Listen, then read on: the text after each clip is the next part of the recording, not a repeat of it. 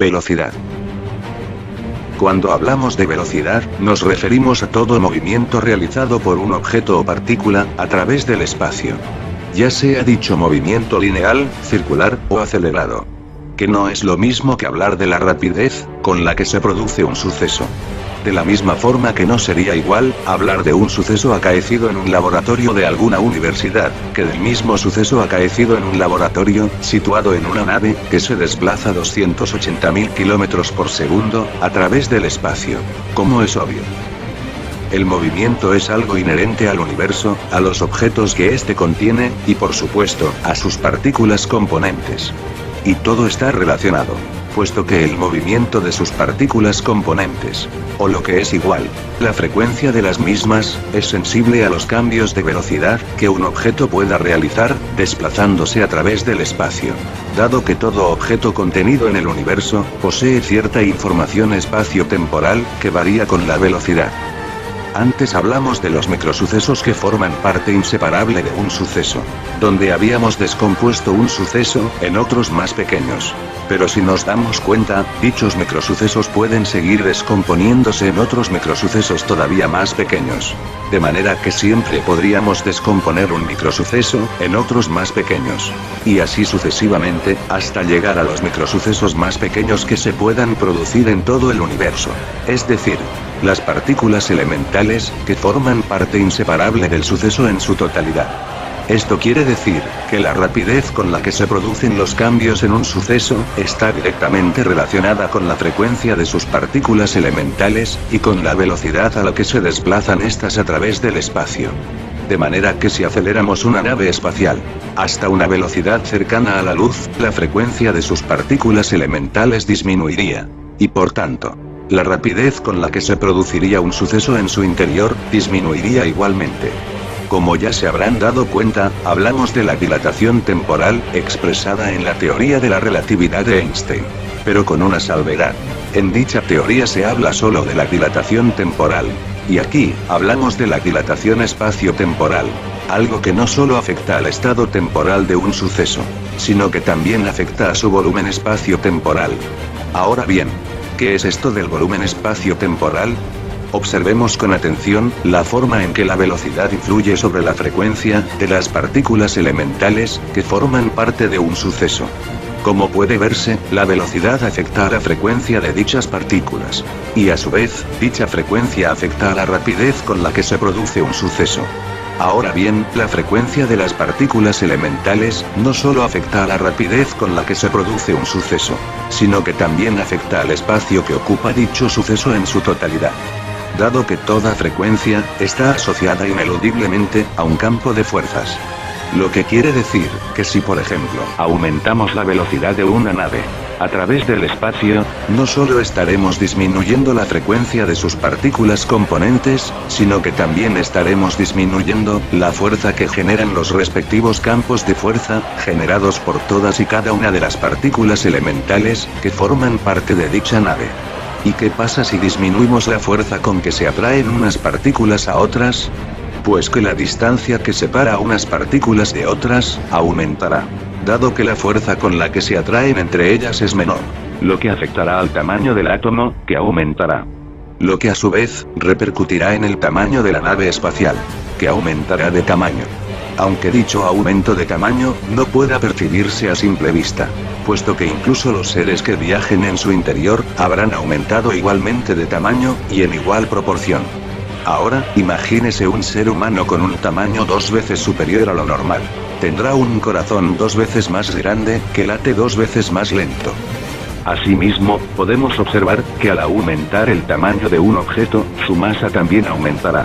Y como la energía de un objeto es proporcional a su masa, y a su velocidad, también lo hará su nivel de energía. Es por ello que decimos, que la masa y la energía, aumentan cuando aumentamos la velocidad de un objeto. Debido a que el tamaño de dicho objeto, aumenta. Es por ello, que la dilatación no solo es temporal, sino espacio-temporal. Por tanto, y a modo de resumen, podemos decir que a mayor velocidad, menor frecuencia. Es decir, que el movimiento de las partículas elementales, es más lento. puesto que giran a menor velocidad. Por lo que la rapidez con la que se producirán los cambios en un suceso, se ralentizará, con respecto a otro que se produzca a menor velocidad. Asimismo, como las partículas elementales emiten un campo de fuerzas, podemos observar que a mayor velocidad, más se debilita el campo de fuerzas que generan. Lo que provocará un aumento de tamaño, en todas y cada una de las partículas que componen la materia. Lo que afectará al tamaño de un objeto, o suceso en cuestión. Que aumentará igualmente de tamaño, al igual que su masa, y su energía, y viceversa. Masa, e inercia. En un principio, la masa es la única cualidad fundamental, que es constante en todo momento y lugar. Dado que la masa cuantifica la cantidad de materia que contiene un cuerpo, que es invariable. Aunque según la física más estricta, la masa se define como el coeficiente de inercia de un cuerpo. La masa es una propiedad intrínseca de los cuerpos. Y es independiente de la intensidad de los campos gravitatorios, así como de cualquier otro efecto. Asimismo, representa la inercia o resistencia de un cuerpo a la aceleración. En cambio, el peso de un cuerpo no es una propiedad intrínseca del mismo, ya que depende tanto de la intensidad del campo gravitatorio que afecte a dicho cuerpo, como de la masa del mismo. Sin embargo, si nos introducimos en los entresijos de la relatividad, existe lo que se llama masa relativista, que se define como la magnitud que mide la energía total de cualquier sistema físico, y cuyo valor cambia con la velocidad.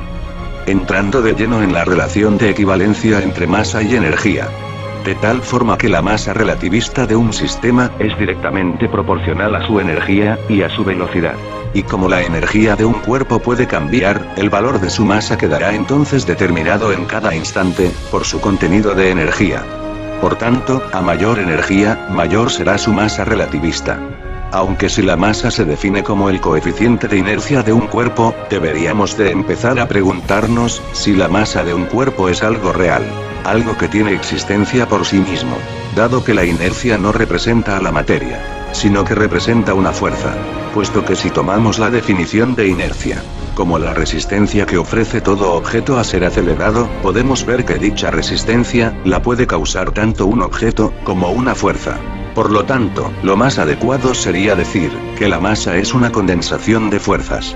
O mejor dicho, la masa de un cuerpo es la suma de los campos de fuerzas generados por todos y cada uno de los objetos dinámicos que contiene dicho cuerpo.